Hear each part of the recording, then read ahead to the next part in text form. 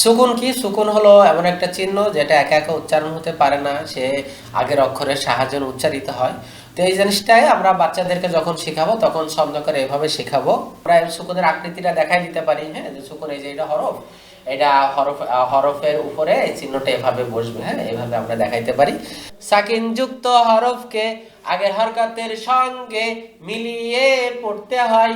সাকিন যুক্ত হরফকে আগের হরকতের সঙ্গে মিলিয়ে পড়তে হয়। 4 নম্বর পাঠের শেষে আরেকটা রয়েছে, যে একটা হলো নর্মাল সুকুন, যেটা হলো হা লাম জবর হাল, বা লাম জবর বাল, আলিফ ওয়াও জবর আও, এরকম। আর হলো হামজা সুকুন, যেটা একটু খোঁচা দিতে হয়। তাহলে সেই ক্ষেত্রেও কিন্তু আমাদের এখানে ছন্দ রয়েছে এরকম: হামজা সাকিন যেখানে, হালকা কোচা সেখানে। হামজা সাকিন যেখানে, হালকা কোচা সেখানে।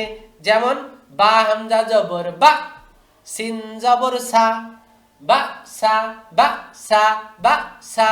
এভাবে আমরা ছন্দ এবং উচ্চারণের মাধ্যমে বাচ্চাদের মাথায় সহজে প্রত্যেকটা বিষয় ঢুকিয়ে দিতে পারবো ইনশাআল্লাহ।